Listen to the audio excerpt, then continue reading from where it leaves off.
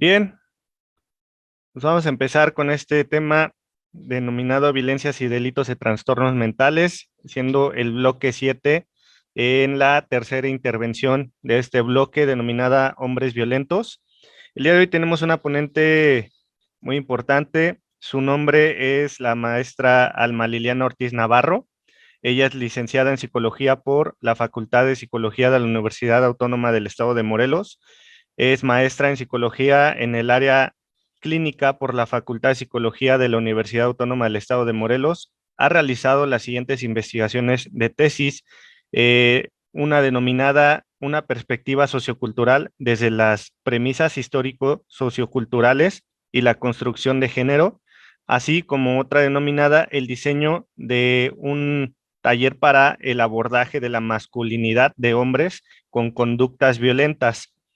Ha colaborado también con las siguientes publicaciones, una de ellas denominada Estereotipos de género que marcan hombres o mujeres machistas, y otra denominada El machismo como forma de expresar la masculinidad, el caso del estado de Guerrero. Y los rasgos instrumentales son al machismo como los expresivos a la virginidad.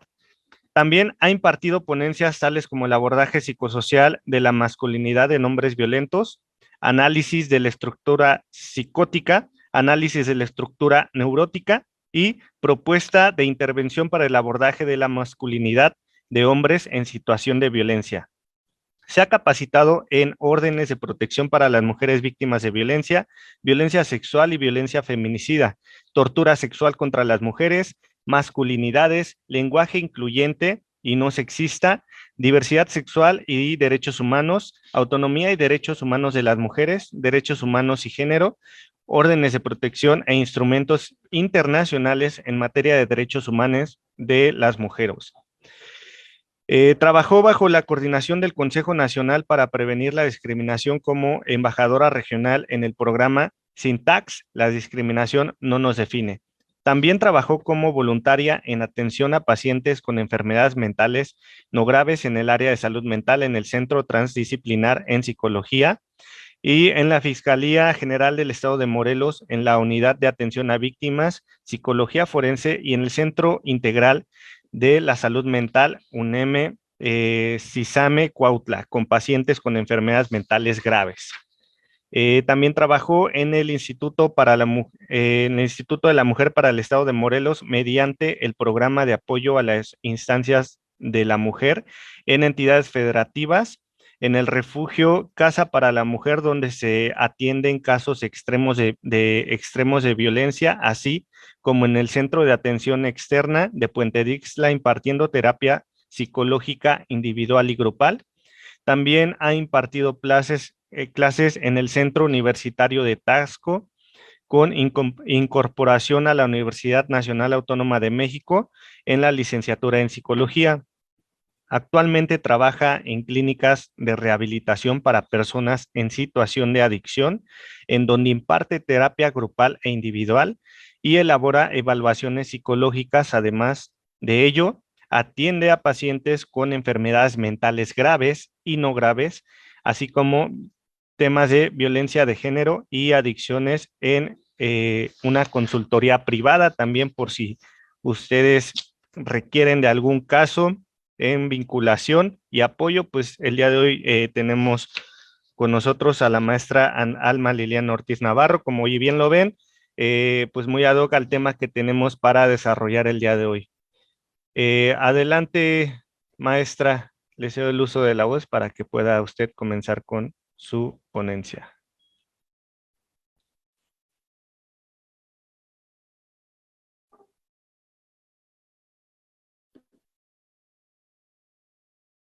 Vamos a solicitar reactive su audio, unos minutitos más.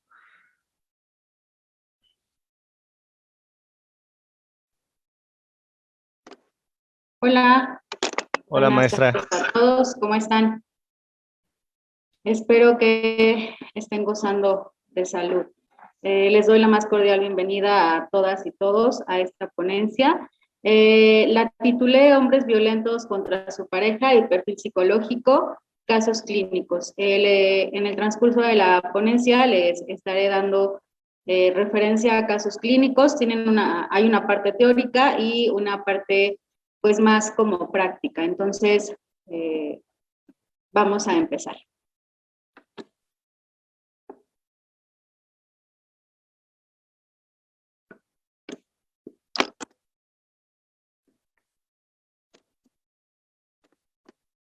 Ok. ¿Cómo abordar a los hombres violentos contra su pareja? Actualmente existe la discusión de cómo se va a abordar a la violencia hacia la mujer, ¿no? Entonces hay factores unipersonales que se encargan de las características de los agresores. Hay otras personas que lo abordan desde la interacción de la pareja, que tiene que ver con el ciclo de la violencia, la perspectiva sistémica, cómo se conforma la pareja, etcétera. También hay orientaciones sociológicas y también está la concepción patriarcal desde la cuestión de género. En la actualidad, el debate es si es una cuestión de género o si tiene que ver con problemas relacionales, es decir, se habla desde una perspectiva unipersonal y yo creo que no es el debate actual, no es un debate que sea actual, sino un debate que se ha venido manejando con el transcurso pues, de los años.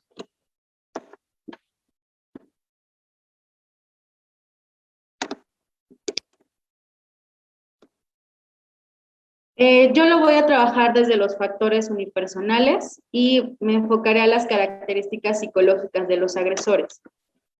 Entonces, la teoría nos dice que existe relación entre la violencia y los trastornos mentales, ¿no?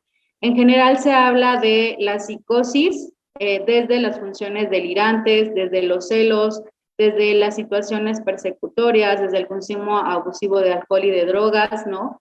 Que frecuentemente puede darse en personas con trastornos mentales y que se han hecho investigaciones y los resultados han arrojado que se encuentran relacionados con los hombres que son agresores contra sus parejas. También aparecen síntomas psicopatológicos en este perfil psicológico de los hombres violentos. Por ejemplo, suelen presentar una historia psiquiátrica, es decir, han sido referidos por un psiquiatra a atención psicológica.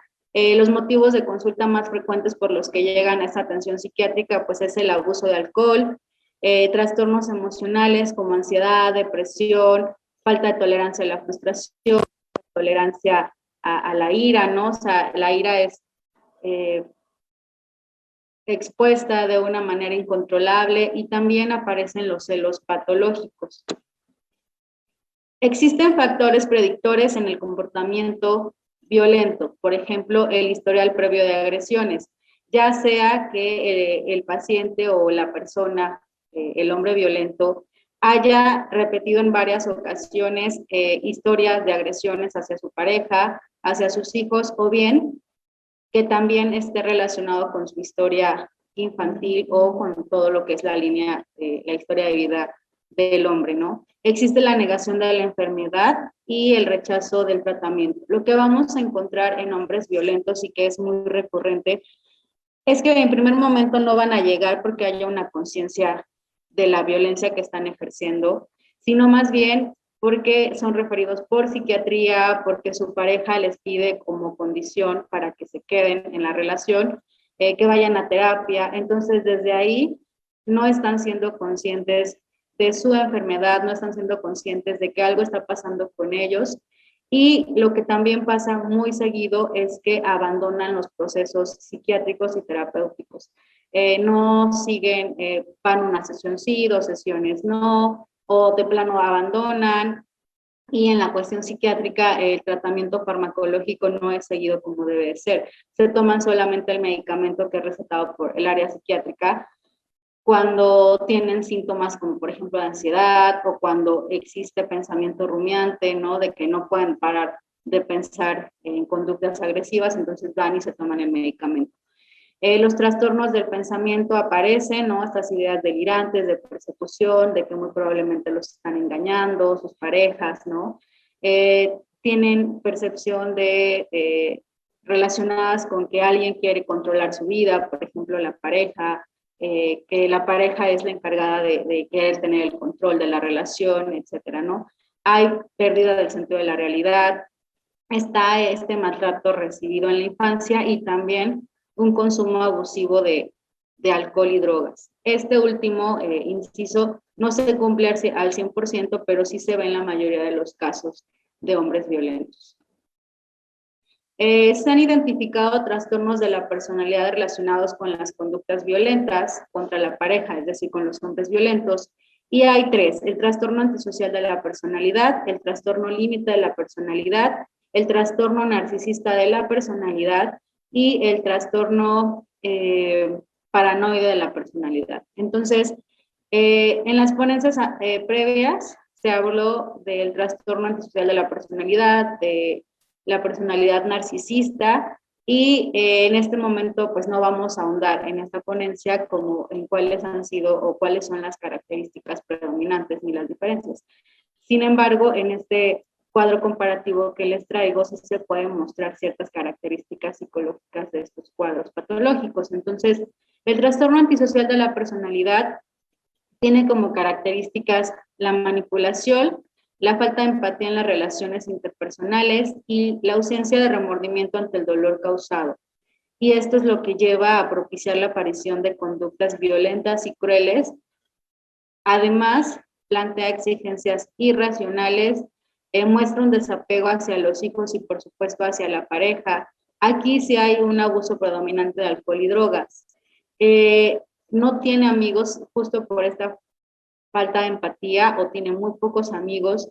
Sí es un manipulador que utiliza a los demás para su beneficio. Mientras el otro le brinda un beneficio, el trastorno, esta persona antisocial va a seguir. Cuando ya la persona ya no le brinde este beneficio, pues bueno, simplemente la va a desechar y se va a ir con la siguiente, ¿no?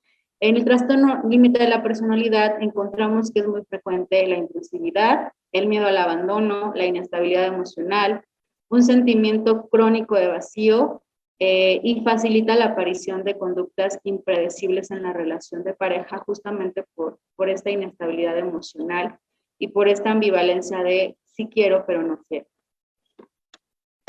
Y el trastorno narcisista de la personalidad, que tiene que ver con la manipulación, con la falta de empatía en las relaciones interpersonales, igual comparte esas características con el trastorno antisocial. Sin embargo, se caracteriza por tener sentimientos de grandeza y prepotencia junto con una gran necesidad de que el otro lo esté estimando, le esté, se dijera vulgarmente, levantando el ego, ¿no? Entonces, aparecen alteraciones psicológicas, no precisamente tiene que ser como tal un cuadro de trastorno, sino más bien pueden aparecer alteraciones psicológicas. Entre ellas, Dutton y Golan establece que los hombres con conductas violentas fueron víctimas o sufrieron algún tipo de violencia física o sexual y también la predominante emocional, ¿no? Han vivido privaciones y exigencias emocionales que los llevan a desarrollar una personalidad propensa a la violencia, como es el trastorno narcisista, el trastorno antisocial, el trastorno límite o border, ¿no? Hay características psicológicas preponderantes en estos hombres violentos que tienen que ver con inhibición emocional y racionalización.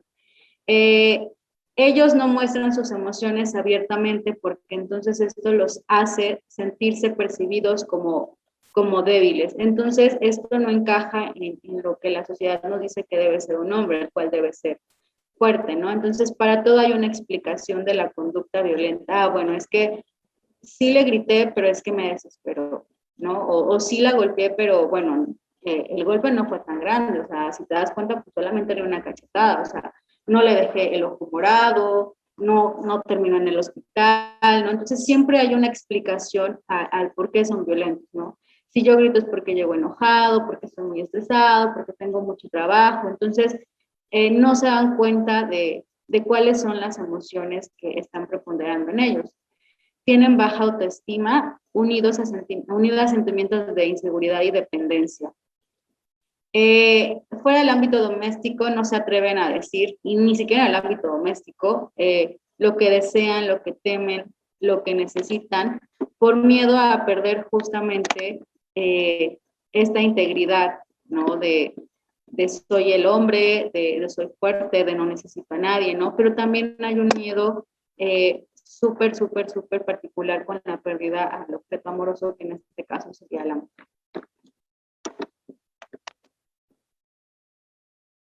Se establecen características, viene Chogurúa en 1998, establece que estos hombres violentos son excesivamente celosos, son posesivos, no controlan sus impulsos, beben alcohol, consumen drogas, experimentan cambios bruscos de humor, rompen cosas cuando se enojan, ¿no? Cree que la mujer debe estar subordinada al hombre.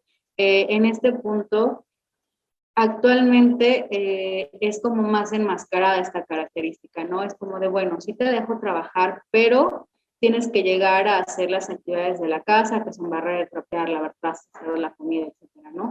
Tienen baja autoestima, presentan aislamiento social y emocional, ¿no? Y hay una característica bien importante, que es la dependencia emocional. Todos los trastornos que les mencioné anteriormente, el trastorno border, el trastorno narcisista y el trastorno antisocial, a pesar de todas las delimitaciones que los enmarcan, tienen esta dependencia emocional, ¿no? Siempre buscan estar como colgado del otro, agarrado del otro. Los hombres con conductas violentas se sienten impotentes ante sus relaciones íntimas. No saben describir sus sentimientos, algunos pueden sufrir de melancolía antes de ser capaces de decir que algo les duele. Pueden presumir sus conquistas amorosas, pero no hablar de la profunda soledad que sienten. Entonces, jamás esperemos que un hombre violento nos diga, bueno, entonces yo hoy me estoy sintiendo de esta manera.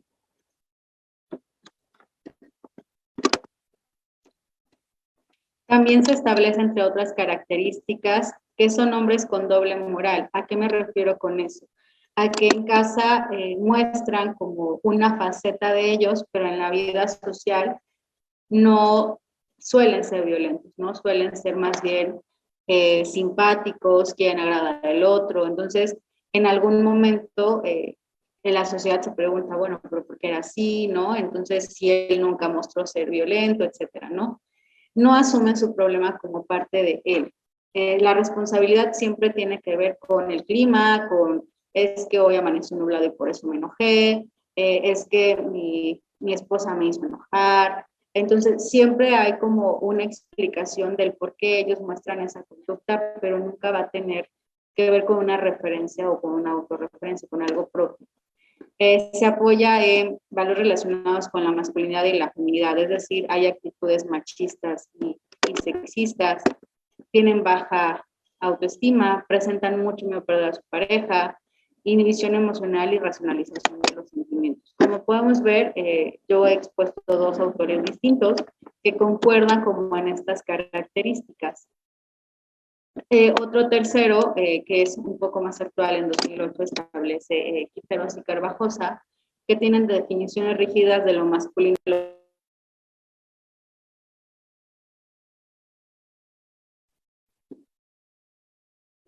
Ya me escucho de nuevo, ¿verdad? Entonces, tienen pensamiento egocéntrico, autorreferencial, ¿no? O sea, a pesar de que en las emociones no pueden expresar y cuando sucede el acto violento no pueden decir sí es mi responsabilidad, sí hacen una autorreferencia a ellos. Siempre es como esta parte de yo puedo, yo lo hago, yo soy, yo esto, o sea, siempre es como resaltar esta parte. Minimizan y justifican y niegan sus conductas violentas, ¿no? Hay una repetición de la conducta violenta en sus otras relaciones, hay baja autoestima, volvemos a tener esta parte de la dificultad para percibir y reconocer las emociones, baja tolerancia a la frustración, baja capacidad de empatía, presentan conductas controladoras y posesivas, revisan el celular, marcan a cada rato, piden ubicaciones, ¿no? Que son como este tipo de violencias un poco más sutiles que las vemos actualmente, ¿no? O sea, es esa pareja, ese hombre violento que te dice es que no te quedo donde estás, a ver, mándame la foto de con quién estás, entonces tiene la pareja, mandándole la foto, mandándole foto de dónde están, ¿no? Con quién están, a dónde van, etcétera. Entonces piden hasta cierto punto un resumen de lo que está haciendo la pareja, de lo que no está haciendo la pareja. Y cuidado en que la pareja no responda, porque entonces se vuelve una situación aún más violenta.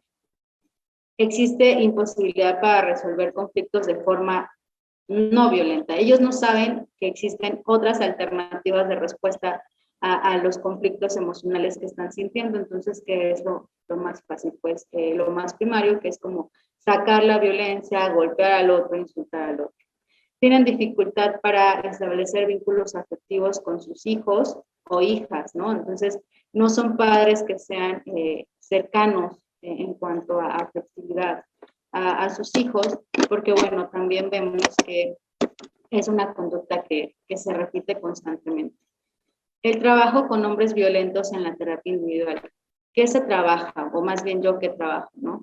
Es una cuestión súper importante porque hay veces que queremos trabajar con el hombre violento y lo único que queremos trabajar es como cambiar esas conductas que no son deseables.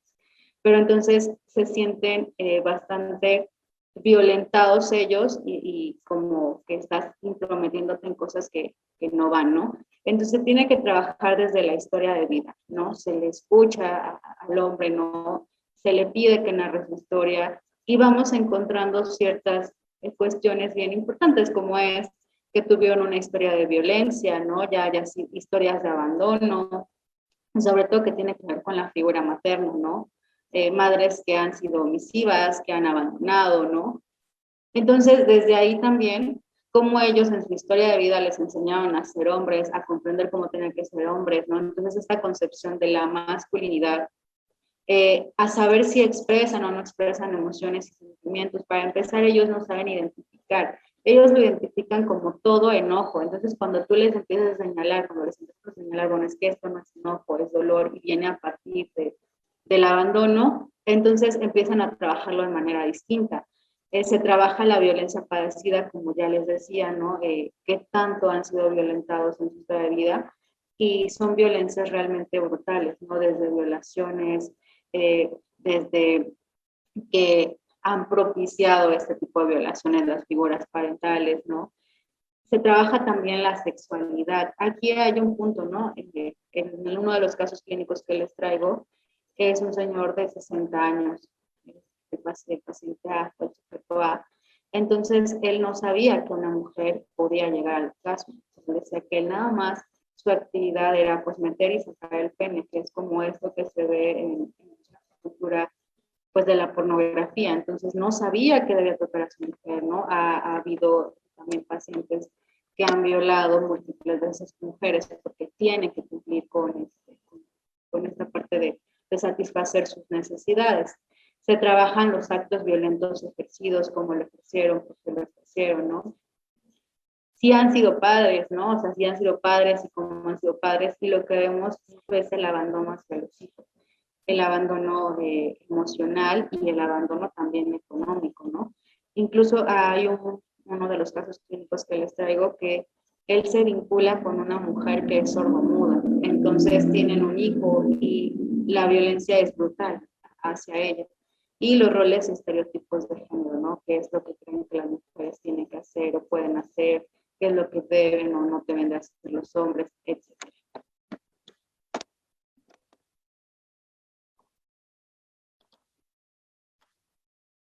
Entonces les traigo los casos clínicos, ¿no? Son tres participantes. Debo platicarles que ellos llegan a sesión psiquiátrica y llegan como por molestias como depresión, ansiedad, no poder dormir, ¿no? Está el participante A, que tiene 63 años, su nivel de escolaridad de licenciatura, actualmente es profesor jubilado y es divorciado. El paciente J, de 46 años, su nivel de escolaridad es primaria, es comerciante y también está divorciado.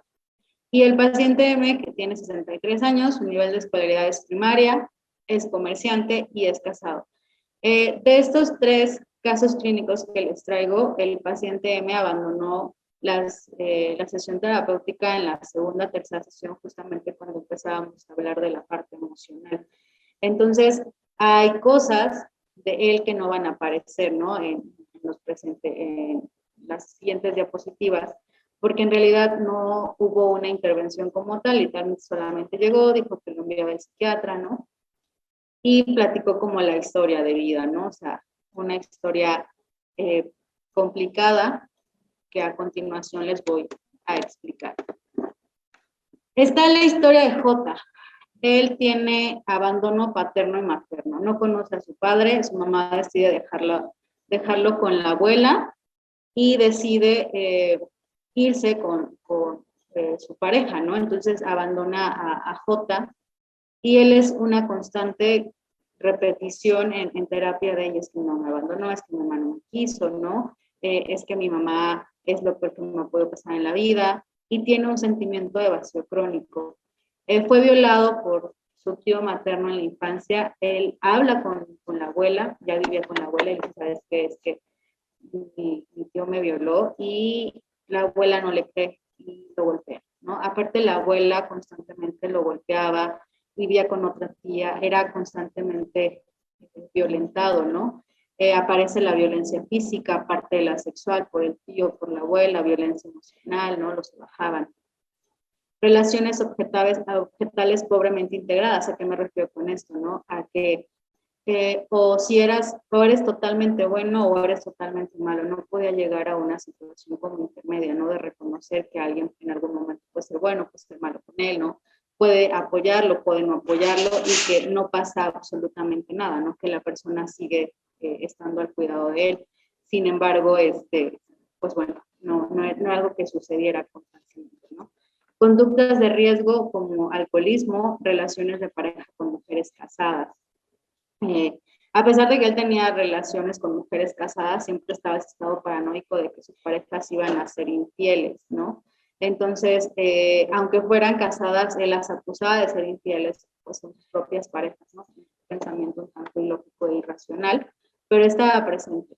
También otra conducta de riesgo era que tenía relación con narcotraficantes, y incluso hubo ahí una situación de que le fueron a pedir lo que conocemos como piso, ¿no?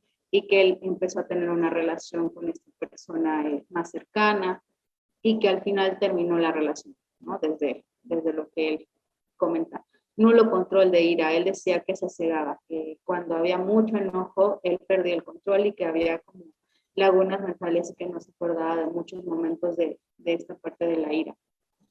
Baja tolerancia a la frustración, temor al abandono, lo que le provocaba mucha angustia y mucho sufrimiento, y la violencia que ejerció contra su pareja fue psicológica, física y sexual. Por otro lado, tenemos la historia de M, que es el paciente que abandona las sesiones. Es padre alcohólico y violento hacia su madre, madre complaciente con su padre a pesar de que la violentaba. La madre siempre intentaba complacer a su pareja, ¿no? Fue testigo de las violaciones de su padre hacia su madre. Él decía que vivían en una situación de hacinamiento. Era un cuarto muy reducido y lo único que los separaba era como cortinas, ¿no? O sea, como, sí, cortinas. Entonces, él narra que escuchaba como en una ocasión su papá, pues, violó a su mamá, y decía que sus hijos, pues, no habían sido hechos como, sino más bien por producto de una violación. Abandono de sus padres, ¿no? Entonces decía que su padre era un hombre soberbio, de carácter fuerte, inalcanzable, y que debía ser exitoso para que nadie más en la vida pudiera humillarlo, ¿no? Entonces relata haber golpeado una sola vez a su esposa y lo resalta, ¿no? Es que yo solamente la golpeé una vez, el día que ella quería irse con su mamá, yo no le di permiso, ¿no? Y él decía que la única forma de violencia que había ejercido. Sin embargo, aparecen otras formas de violencia, como la violencia psicológica, que era tener relaciones extramaritales también con mujeres casadas. Incluso tuvo un hijo para el matrimonio, obviamente, pues la esposa no sabía, ¿no? Tiene relaciones personales utilitarias que le permiten satisfacer sus propias necesidades. La mujer actual con la que engañaba a su esposa era una adolescente, entonces él le compraba cosas con tal de que esta mujer le sirviera para satisfacer sus necesidades. Incluso le prohibió que usara un método anticonceptivo. Le dijo, si tú usas un método anticonceptivo, pues yo te voy a dejar. La violencia que ha ejercido es física, sexual, psicológica y económica, ¿no? También había obligado a su pareja a tener relaciones sexuales. M tiene falta de empatía, ira incontrolada también, e hipocondría. La historia de A. Él tuvo un padre alcohólico y violento hacia su madre. Para el papá de M, su hijo, perdón, para el papá de A, su hijo tendría que ser un hombre social destacado y con poder. Para la madre debía ser un hombre que debía resaltar su hombría desde la esfera sexual, en donde debía estar presente la dominación de lo masculino sobre lo femenino. Él lo mandan a ser cuidado por su media hermana, quien lo violentaba física y psicológicamente. Él tiene una personalidad insegura y con escasa autoestima. Necesita constantemente ser reconocido para evitar darse cuenta de la falta de amor propio. Tiene falta de empatía, ira incontrolada y relaciones sexuales con prostitutas. De hecho, de A, su primera experiencia sexual fue con una prostituta y a los 63 años que tiene, él contrataba mujeres jóvenes para tener relaciones sexuales.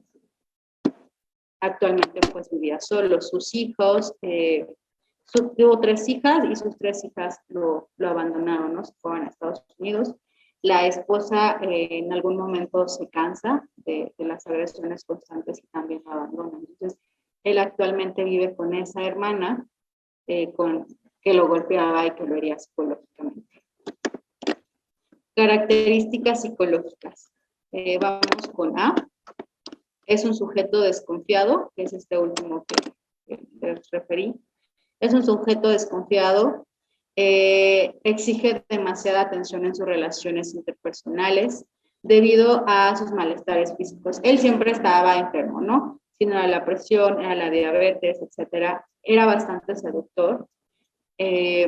Intentaba como obtener la atención tanto del psiquiatra como mía, ¿no? Entonces, proyectaba su agresión y rechazo a los demás percibiéndolos como hostiles, ¿no? Entonces todo el mundo le quería hacer daño, nadie, sus hijas eran unas malagradecidas porque no estaban con él, porque no le llamaban, etc. Era perfeccionista, ¿no? Mostraba mucha preocupación por lo que los otros pudieran pensar de él. Había una predisposición paranoide, ¿no? A creer que los otros lo estaban atacando. Guardaba con bastante facilidad rencor hacia los demás, ¿no? J, que es el participante que fue violado por su tío, muestra sentimientos de inferioridad e inseguridad, no establece compromiso con otras personas, evita lazos emocionales, tiende a expresar mal humor, irritabilidad y negativismos, ¿no? Tiene conductas psicóticas, es decir, estaban fuera de la realidad, siempre pensando que el otro quería hacerle daño, delirios de persecución también había. Entonces, encontramos en estos participantes, está A, J y M, ¿no? En A encontramos rasgos narcisistas, depresivos, hasta cierto punto psicópatas, falta de límites en la conducta, inseguridad, desadaptación, falta de control de impulsos. Él sí tenía ganas de tener relaciones sexuales, lo único que hacía era ir y pagar a una prostituta, pero muy curiosamente le decía que no quería que lo besaran, ¿no? Entonces él pedía que no lo besaran y que solamente pues satisfaciera su necesidad. Tiene montos de ansiedad elevada, baja autoestima, siempre pensaba que sus parejas querían engañarlo, celos infundados en la pareja, no tenía amigos, no tenía con quién salir, tenía tendencias agresivas, enfurecimientos bruscos, falta de delicadeza, mucha dependencia, necesidad de protección materna, ¿no? Conflictos con las otras personas, pero sobre todo con el sexo contrario. Y aparece J, que también tiene rasgos narcisistas, pero más rasgos depresivos. No había límites en la conducta, ¿no? Falta de control de impulsos, agresividad, reacciones impulsivas, explosivas y violentas, tendencias paranoides, ¿no? Fácil frustración, siempre estaba desconfiando de los otros, etc. Y M, que tiene rasgos narcisistas, aislamiento, rasgos paranoides, ¿no? Disminución del interés, inestabilidad emocional, hostilidad, reacciones impulsivas, explosivas y violentas. Como podemos darnos cuenta en este cuadro comparativo, los tres participantes comparten ciertas características, como es la falta de límites en la conducta, la agresividad, los rasgos narcisistas, el aislamiento, ¿no? Los celos, la desconfianza, la cuestión paranoide. Y bueno, se hizo como un análisis de los tres casos, ¿no? Y llegamos a la conclusión de que A tiene un trastorno de la personalidad narcisista, al igual que M, y J tiene un trastorno de la personalidad límite, ¿no? Se trabajó en conjunto con psiquiatría y se llegó a este diagnóstico. En el caso de A, tiene sentimientos de grandeza y prepotencia, ¿no? Él siempre decía que él veía a los demás y los veía más débiles, y que nadie iba a poder alcanzar lo que él había logrado. Incluso siempre que había las intervenciones hablaba de lo magnífico y de lo buen profesionista que hacía. Entonces yo le señalaba que dónde estaba la parte emocional, y él decía, bueno, es que no, yo te tengo que contar de lo grande que he sido, de cómo me metí a la política, de lo del magisterio. Entonces hablaba de las cosas grandiosas que hacía, ¿no?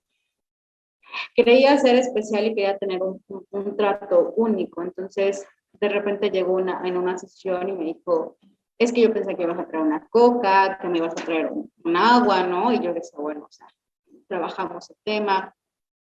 En algún momento con este paciente pasó algo curioso. En esta necesidad de aprobación, yo llegué a la consulta y estuve esperándolo una hora, más de una hora.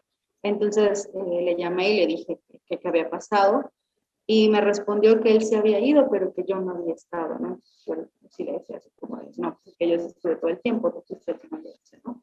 Después nos quedamos para ver para la próxima sesión, ¿no? Este es el paciente bastante seductor. Carecía de empatía, él solamente quería reconocerse a él y no reconocía lo que el otro necesitaba. Por eso, cuando sus hijas no le llamaban, él decía que eran unas hijas malagradecidas porque no estaban con él, porque no querían verlo. Y yo sí le hacía notar, pues bueno, también las llevaste a una situación pues bastante desagradable. Cuando su mamá de ella se va, los abandona a Estados Unidos, las niñas se quedan con él. Entonces él empieza ahora a marcar toda la violencia hacia las hijas, ¿no? Les decía, las hijas no pueden asomarse a la puerta porque entonces ya eran insultadas, les decía que eran unas ofrecidas, que solamente andaban buscando que los hombres las vieran. Entonces todo se vuelca en contra de ellas y todo el enojo hacia la madre se con ellas. Después ellas crecen y lo abandonan, ¿no? Se va. El paciente J, que es un trastorno límite, pues bueno, había esfuerzos desesperados para evitar el desamparo real, sus relaciones interpersonales eran inestables, ¿no? Había alteración de la identidad, no sabía quién era, siempre como que buscaba a las personas para acordarse de ellas y tener ciertas características, ¿no? Había una sensación crónica de vacío, él siempre estaba depresivo, siempre culpaba a la mamá, de hecho culpaba a la mamá de toda la violencia que había padecido, ¿no? Y por último está pues el paciente M, que también es una personalidad narcisista, es este señor, ¿no? Que se quedó solamente 2-3 sesiones, y cuando yo lo contacté para preguntarle si iba a regresar, pues bueno, me dijo que se había ido a Estados Unidos y que no sabía para cuándo regresar. Entonces, prácticamente huyó del proceso terapéutico, dejó el tratamiento farmacológico, y es esta parte que les decía, si no tienden a abandonar las sesiones. Y no crean que se quedaban muchas sesiones, los 3 participantes. Yo creo que han de ver máximo 10 sesiones y se fueron, ¿no?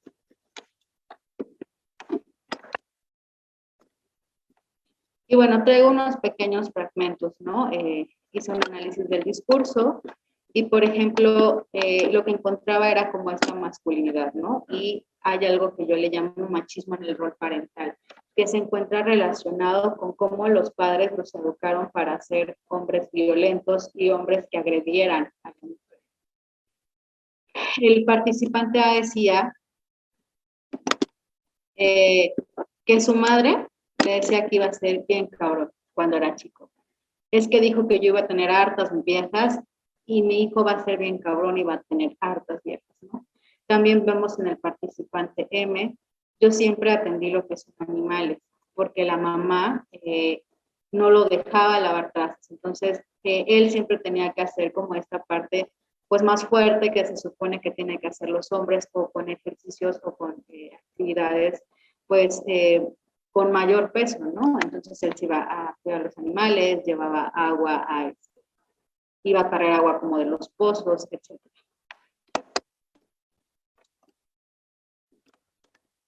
Y después vemos cómo el machismo se reproduce en la vida personal ya cuando ellos son mayores, ¿no? Yo le dije, se refiere a su esposa, ¿sabes qué? Yo voy a trabajar para que nada te haga falta y de lo que trabajemos vamos a comprar animalitos para que tú lo cuides, ¿no? Ella siempre se entregó de lleno al hogar. Entonces, él resaltaba que él se iba a trabajar y le daba solamente el 10% de lo que ganaba su mujer. Él tenía un negocio altamente productivo, pero si él ganaba 5,000 pesos, le daba 500 pesos a su mujer porque era lo único que me decía. Entonces vemos cómo él también tiene bien marcados estas reproducciones de lo que tiene que ser un hombre, lo que tiene que ser una mujer, ¿no? Y el participante dice, llevo varias parejas con perdón de usted, güeras, prietas, bonitas, feas, ricas, pobres, de todo, guapas. Así aunque me vea así de feo como estoy, mujeres muy guapas y muy jóvenes, ¿no? Obviamente resaltar como esta presunción de todas las mujeres que ha tenido en la vida. Yo les preguntaba, ¿no? O sea, cómo tenían que ser los hombres y cómo tenían que ser las mujeres, ¿no? Y el participante J decía, pues el hombre tiene que ser varonil, guapo, fuerte, alto, robusto. Esta idea de que los hombres no pueden ser femeninos ni pueden tener características femeninas porque entonces no son hombres, ¿no? Y él decía que las mujeres son buenas y malas. Decía que las malas eran las cantineras, las que se dedicaban a la prostitución, y las buenas eran las que se dedicaban al hogar. También el participante A resaltaba su hombría a través de la paternidad. Decía que uno se sentía orgulloso, uno se siente orgulloso, pues te subiste en tu mujer y mira, eres cabrón. Si eres hombrecito, ya hiciste una chamaquita. Entonces también esta cuestión parental o paternal pues les sirve o les servía a estos participantes, a estos pacientes, para resaltar su hombría.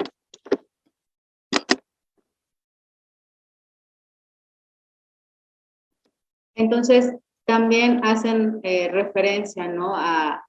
a la violencia que ejercían sus papás, ¿no? Decía, mi papá ahora sí que la trataba como él quería, a mi mamá. Él hacía lo que él quería.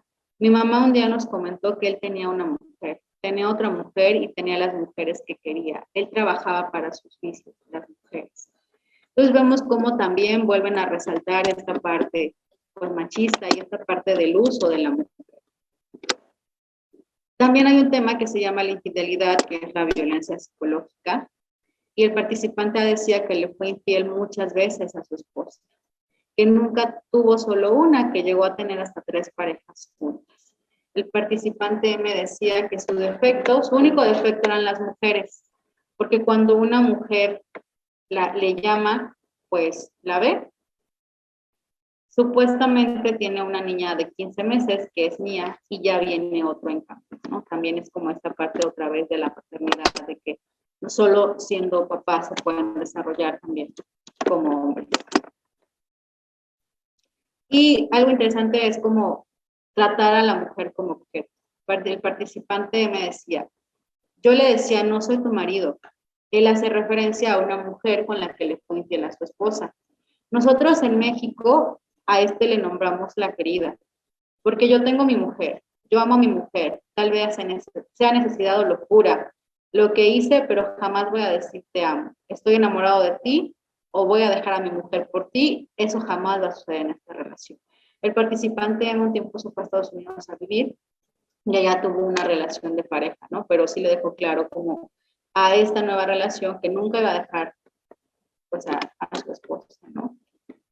Tienen tendencia a la repetición, es decir, vuelven a hacer una y otra vez lo que sucedió como en sus vidas infantiles.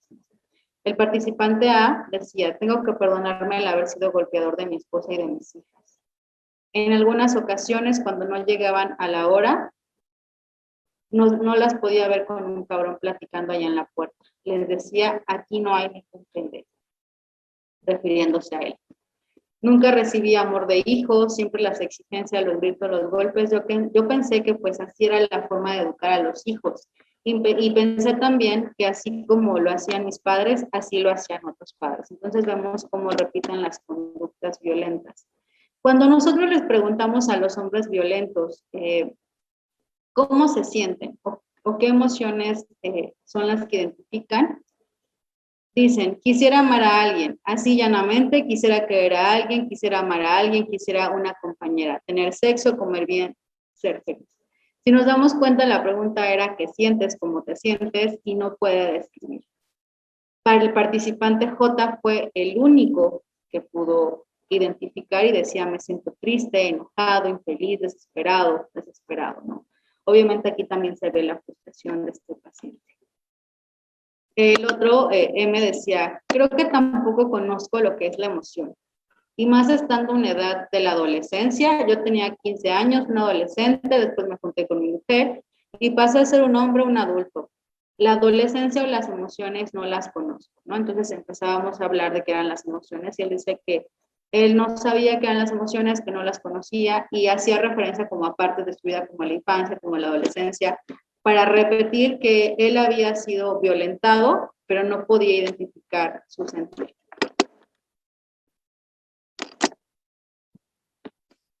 Las emociones que más aparecen es la ira, el miedo, la tristeza, los celos. El participante J hacía referencia cuando le marcaba a su amante. Le marco una vez, no me contesta. Le marco dos, a veces no me contesta. Le marco tres, no me contesta. Se me sube la ira y me pongo todo iracundo. Siento como algo aquí en mi pecho y en mi garganta, así como desesperado. No viví con mi padre. No lo conozco, mi madre me tuvo que dejar con la abuela, prefirió irse con el que ahora es su pareja. Lo prefirió más a él que a mí. Aquí vemos el abandono, la tristeza, también los celos, ¿no? Y el participante dice, al principio sentía celitos, desconfianza por la amistad de mi esposa con otros hombres. Uno como hombre piensa que como él es así, hace referencia a sus infidelidades. Así también es la otra persona. Y pues uno se pone a cuidar y a investigar. Está el círculo social disminuido, donde establecen que no tienen amigos, que no les es fácil tener este contacto con el otro, porque no pueden tener confianza en las otras personas, por este miedo también al daño. Hay consumo de alcohol y sobre todo cuando están alcoholizados es cuando golpean a sus mujeres. Hubo una ocasión que le pegué a mi esposa, llegué borracho, llegué gritando, insultando. Recuerdo que la jalé, desgarré su vestido, le di unas cachetadas, la regresé y le dije acuesta. Se regresó y me acostó, y se acostó y ya no me dijo nada. Alcoholizado, cualquier cosa que no me parecía la golpeaba. El ejercicio de poder en el ámbito sexual es donde más se demuestra el poder, ¿no?, de estos hombres, que dice, era chingón tener relaciones sexuales, una muchacha de 21 me cobraba, le di 300 pesos, no le di ni un beso, en mis tiempos tenía sexo diario, nosotros los hombres eyaculamos y ya chingamos, yo no sabía que una mujer tenía un orgasmo, no sabía y era casado.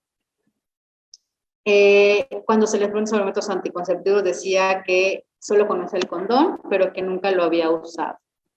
Que después de su esposa siempre eyaculaba fuera de las mujeres, incluso fueran prostitutas.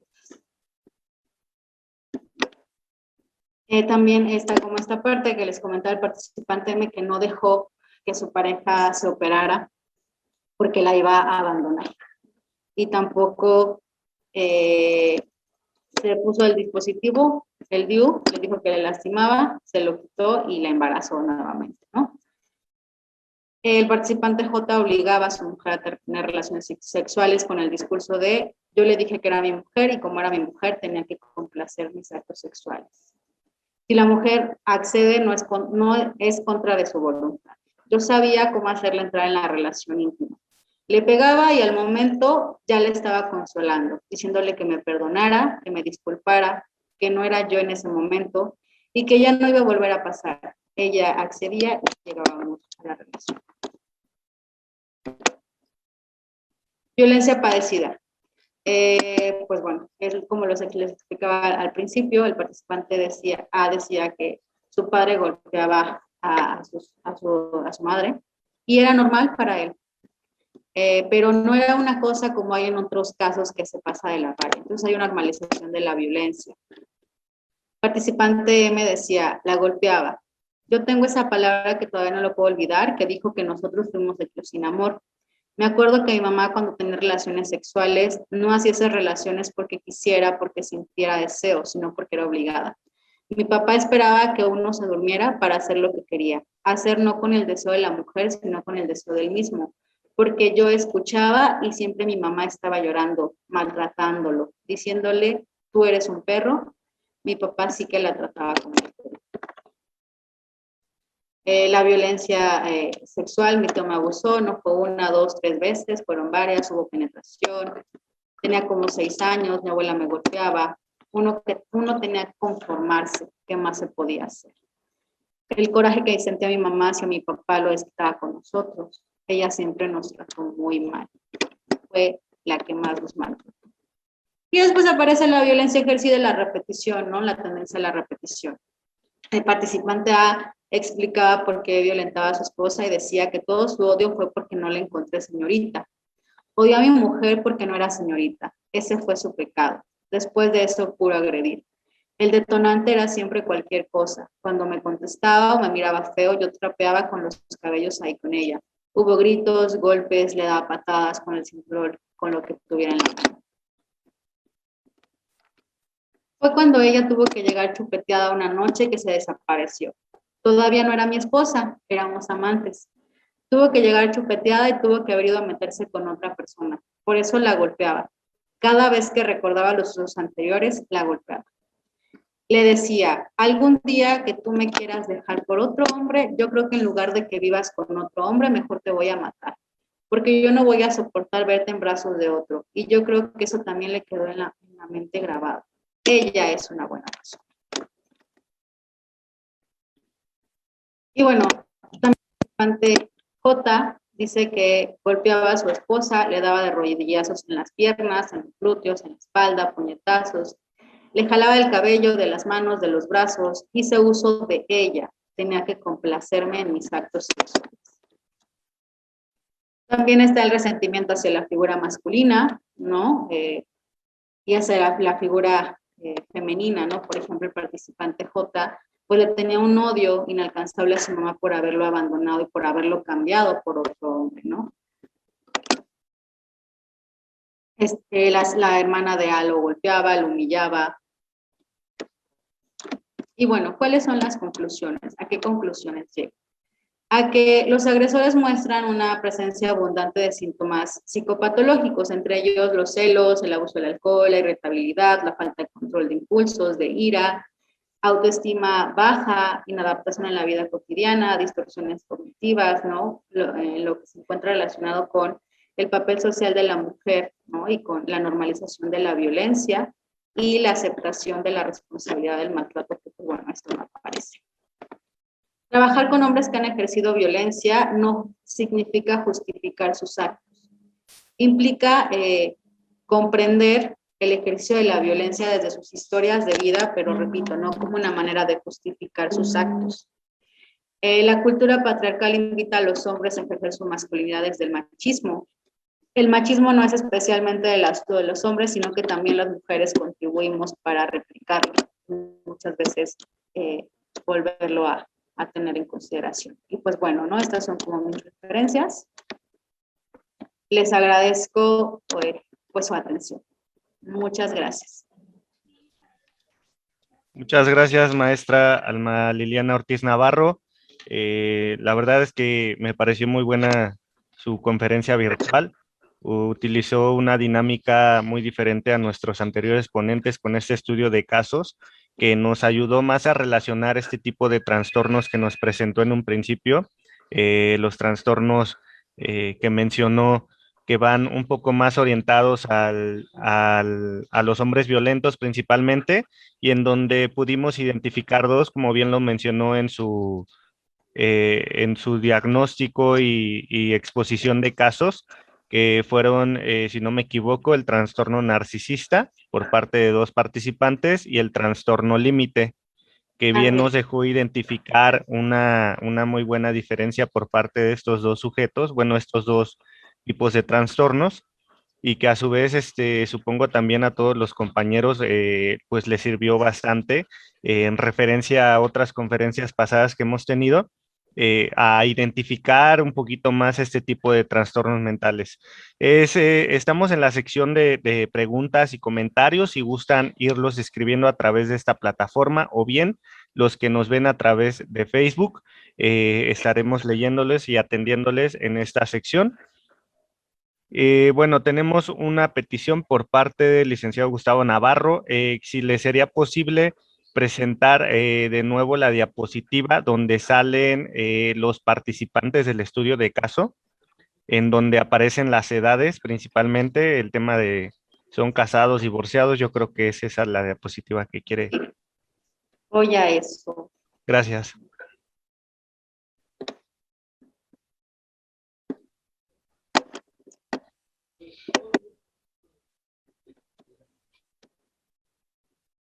Es ese, ¿no? Ajá, es correcto. Sí, ese es en petición al licenciado Gustavo Navarro. Y en este momento pues vamos a estar atendiendo las preguntas que tengan, si gustan irlas escribiendo en los comentarios de Facebook o bien a través de esta plataforma, los vamos a estar atendiendo.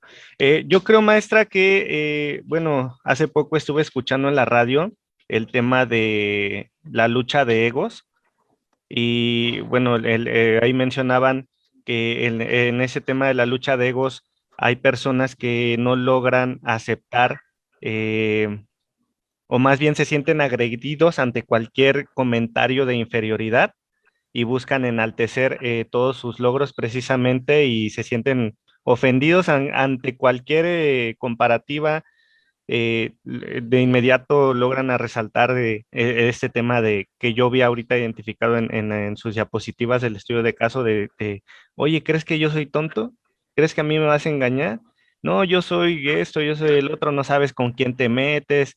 Todo este tema bueno, ahí se exponía no desde un enfoque como tal psicológico, pero sí desde el tema de los egos, que nunca van a aceptar, digamos, sobajarse ante otra persona. Más bien ellos lo sienten de esa forma, aunque uno no lo haga haciéndolo sentir menos o teniendo una superioridad sobre ellos lo toman de esa forma, como que siempre se sienten agredidos, en constante defensa y buscando resaltar sobre los demás. Ese tema, bueno, yo lo relacioné mucho con el tema de los narcisistas, ¿no? Por ejemplo, no, y considero que es una de las principales características como para identificar este tipo de trastornos en las personas. Sí, de hecho, una de las características principales es como tú lo dices, que perciben al otro como alguien que intenta sobajarlos o como alguien que intenta como disminuir la atención hacia ellos. Sin embargo, lo que ellos buscan es como esta aceptación también del otro, ¿no? La personalidad narcisista lo que busca es que el otro lo mire con admiración, ¿no? Para ellos poder sentirse, pues, completos o complementados, ¿no? También una característica muy importante, pues, a destacar de la personalidad narcisista es que todo esto lo hacen a través del miedo al abandono, del miedo a la falta de reconocimiento, ¿no? Entonces, sí son patologías que tienen que ver como con esta parte, dijeras tú, ¿no? Del ego. Sí, claro, pues muchas gracias, maestra. Precisamente era uno de los factores que yo logré identificar. No soy psicólogo, pero bueno, a través de todas estas conferencias igual ya nos hemos estado relacionando bastante con este tipo de temas. Y más ahora, bueno, que ya llevamos 2 bloques abordando temas, pues, un tanto encaminados al tema psicológico y del tema de trastornos mentales. En ese sentido, bueno, también tenemos felicitaciones a su persona por esta excelente ponencia por parte de él, el licenciado Gustavo Navarro. El licenciado Pedro Herrero también le comenta excelente información, muchas gracias. Y Sofía Félix nos pregunta también si nos puede apoyar poniendo la última diapositiva de la violencia. No sé si se refiere al triángulo de la violencia, hay que nos escriban en los comentarios. Dice la última diapositiva de la violencia, no sé cuál. A ver Quizás si sea nos esa. puedes decir cuál, si nos puede Bueno, decir cuál. ok. Bueno, mientras dejamos esa, ahorita que nos escriba, nos preguntan Ana Villafaña, ¿es necesario la presencia de violencia en la vida para que la persona se vuelva violenta? O sea, yo supongo que ella se refiere a una historia de vida donde hubo o fue víctima de la violencia para que en un futuro ella se vuelva violenta.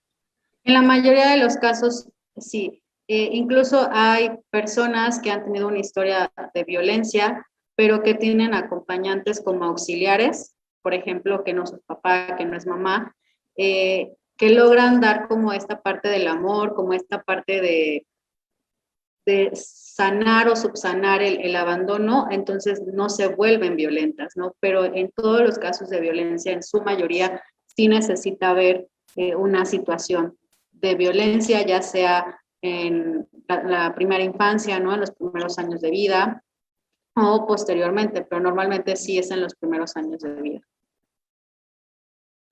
Ok, perfecto, muchas gracias, maestra. Sí ya nos contestó que si puede poner la última diapositiva que presentó nada más. Y también nos preguntan si es posible, maestra, que nos comparta su presentación para que pudieran estudiar un poquito más los temas que ya nos expuso.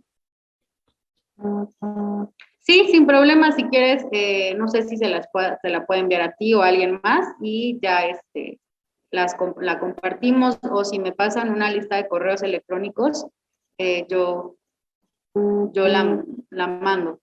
No Ok, sé cómo sea la sí, dinámica. con mucho gusto. Si gustan irnos dejando también o nos contactan posteriormente a través de Facebook para que no se nos pierdan sus correos y ya nada más nos comentan acerca de quienes requieran que les compartamos estas diapositivas para también no hacer trabajar más a la maestra que ya nos está brindando pues su valioso tiempo con esta conferencia. Con mucho gusto nosotros se las haremos llegar. Y bueno, tenemos otra pregunta. Dice, jóvenes de padres divorciados que cuando uno de ellos tiene la custodia para salir a trabajar, los dejan encerrados con candado para evitar que se salgan a otro lado, ¿puede generar violencia en ellos y a qué grado? Sí, sí puede generar violencia, porque hay que recordar que la violencia no solamente tiene que ser física, la violencia también puede ser psicológica. Entonces, imaginemos como eh, la escena de un niño o de un adolescente que se queda encerrado y que lo dejan encerrado pues con candado, ¿no? O sea, no lo dejan salir, etcétera. ¿Qué pasaría, por ejemplo, me pongo a pensar con el sismo reciente, que hubiera un sismo? Imagínate el pánico, el rencor que va a engendrar sobre su progenitor, ¿no? Sobre esta persona. Sí, sí podría terminar en eso, pero yo creo que más que terminar en una situación de violencia, como de un ejercicio de la violencia, también podría terminar en un ejercicio, hacia un otro podría terminar en el ejercicio de una violencia hacia el mismo, como por ejemplo tener conductas depresivas, intentos de suicidio, o justamente lo que se llama cutting, ¿no? O tener que hacer como tipo de acciones para llamar la atención del papá, ¿no? Como estos retos que se han puesto muy de moda y virales en redes sociales, ¿no? recuerdo uno de ahorcarse como para aguantar la respiración o algo así, hace muchos años estuvo. Entonces, podría encaminarse también un poquito más allá por conductas un poco más autodestructivas y de abandono. Perfecto, maestra. Pues siguen llegando comentarios de felicitación a su ponencia. Por parte, tenemos aquí en la plataforma de Facebook también muchas felicitaciones y pues la solicitud ahorita de las diapositivas que nos acaba de comentar que sí es posible. Y bueno, en tanto, pues también le quería preguntar, bueno, si hay hombres violentos o cómo se puede catalogar a aquellos hombres violentos que en su caso han tenido pues escasas, digamos, eh, actitudes o ya hechos violentos, digámoslo así, que no llevan una constante, pero si bien en historias quizá de matrimonios han violentado a su pareja o a sus hijos en unas 2 o 3 veces, quizá, si por ahí hay, no sé, alguna, algo como catalogarlos dentro de algún tipo de trastorno o no necesariamente deben de estar encuadrados en alguno de los 4 trastornos que usted nos mencionó, que son los 4 principales de los hombres violentos. Si existe esto también, si es posible, si requieren también tratamiento. No necesariamente tiene que catalogarse entre los 4 grandes trastornos, ¿no?, de hombres violentos, pero sí pueden tener como un perfil con tendencias psicológicas a la violencia. Por ejemplo, no como tal tener el trastorno, pero sí tener rasgos narcisistas. Y sí es importante trabajar con ellos, porque una vez que se detona la violencia, ¿quién nos asegura que la violencia no va a ir en incremento? Porque una vez que la violencia se detona, la violencia no tiende como a decir, ya no voy a volver a violentar, sino que una vez que pasamos este límite de la violencia, pues nos es más fácil actuar de manera violenta. ¿Por qué? Porque es una manera más fácil de descarga de lo que sentimos, es una manera más fácil de expresar lo que sentimos, ¿no? O sea, que no tiene que ver, que tiene que ver como con el golpe, con el insulto, antes que revisarnos a nosotros mismos y decir, a ver, ¿qué me está generando la molestia? ¿O por qué quiero golpear a un otro? Entonces, se quedarían como en rasgos psicológicos, por así decirlo.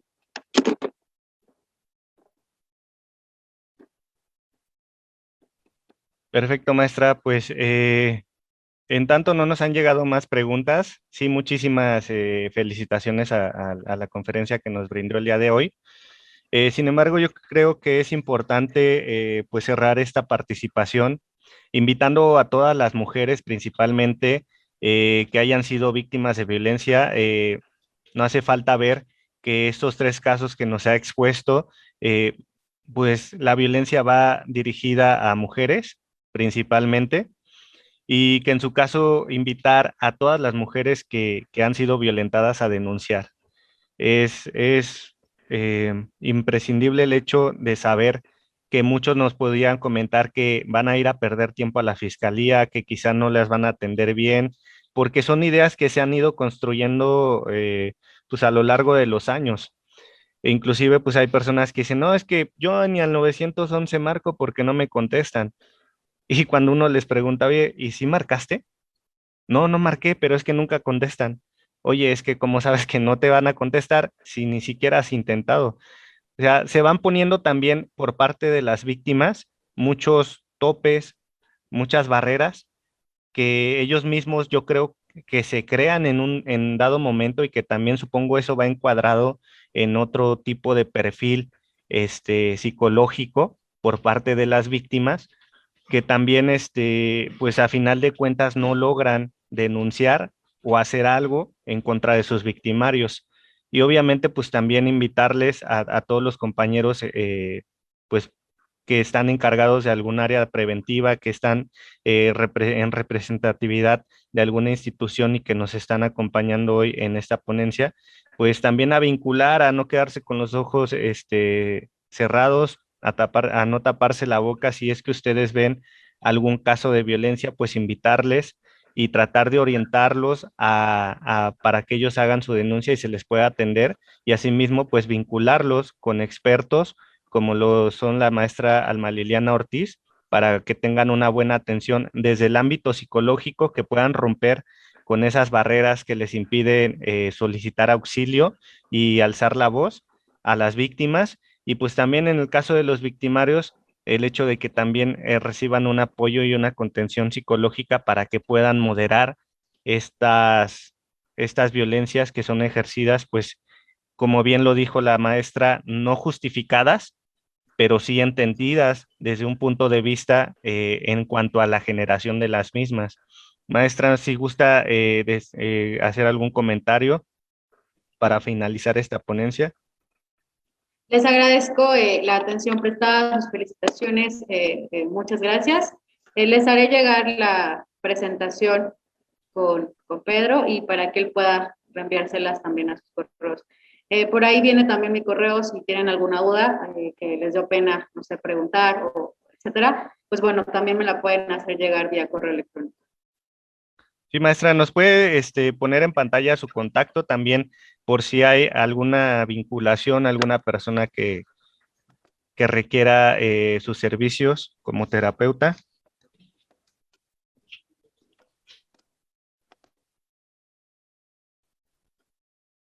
Ahí están.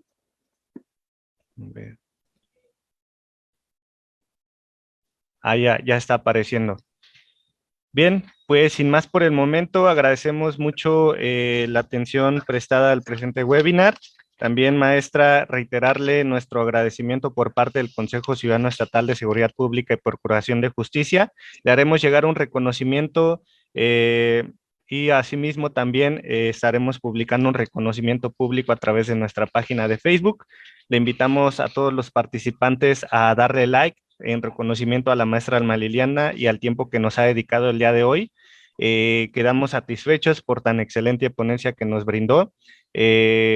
Y pues muchas gracias también a todos los participantes que se tomaron el tiempo de acompañarnos en este webinar y de estar informados y actualizados para poder atender mejor a todos los ciudadanos. Muchas gracias a todos, que estén muy bien. Nos estamos viendo el próximo viernes, ya reanudamos con horario normal a las 11 de la mañana. Que tengan un excelente día y fin de semana a todos. Muchas gracias. Hasta luego.